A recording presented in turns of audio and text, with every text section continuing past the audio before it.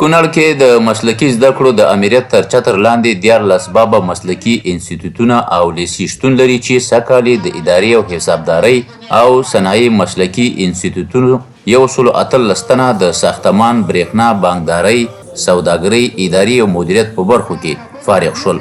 او درسي چارې هم ماشاءالله خیر ذکر روان دي چې مثلا موږ جهاز کمپیوټر لرو، مناسب چاپیریال لرو، قدري استادان دي، ښه مسلکي استادان دي، خلک دي. خو یو اندازه مشکلات شته چې هغه د انټرنیټ او تخنیکي بعضې شیان چې مثلا موږ هغې ته لاسرسی نه لرو، نو که دغه موږ ته برابر شي نو دا به یو غټ سهولت وي. فارغ شوي ځوانان د اسلامي امارت څخه د لا نورو لوړو زده کړو او په دولتي چوکاټ کې په کار د ګمارلو غوښتنې کوي. او ګرانو محصلینو ته دوه پیغامونه لرم. لومړی پیغام دا دی چې په دې زده کړو باندې بسنه مه کوئ، لیسانس، ماسټر، حتی دکتورا پورې زده کړې وکړئ. او دویم پیغام مې دا دی ورته کوم علم چې مې دلته حاصل کړی د خپلې ټولنې په خدمت کې وګرځوئ. دا د ژوند د خوشحالۍ نه یو خوشحالي ده هم ده، او د موجوده نظام نه مې دا هیله ده چې دا ځوانان نورو هېوادونو ته باید دغه دپاره لاړ نه شي او هغوی په دلته زمینې برابر کړي.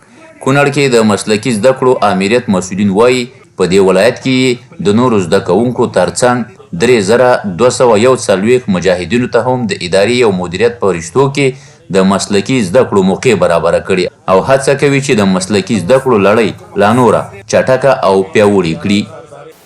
په اوسني وخت کې واحد همدغه مسلکي زده کړې دي چې نظام ورباندې خپل اقتصاد جوړولی شي، پرمختګ کولی شي. دې ته ډېر ضرورت دی او راتلونکي کې هم موږ د خپلو مسؤلینو نه دا غواړو مشرتابه نه چې دې ته یعنې هغه مهمه پاملرنه او توجه وکړي چې دغه اداره مدیریت څانګه، محاسبه، مثلا تجارت، ساختمان، دغه یو 12 څانګې موږ دلته په کونړ کې لرو او افغانستان کې دې ته ډېر ضرورت دی په عموم کې.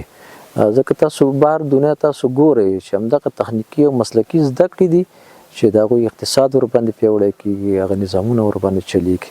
نو دا موږ ډېرې مهمې ګڼو چې دې ته توجه وشي. د یادولو د کونړ کې د صنایع مسلکي انسټیټیوټ فارغانو هغه بېلابېل وسایل هم نندارې ته کېښودلي وو چې د دوی له لورې اختراع شوي وو.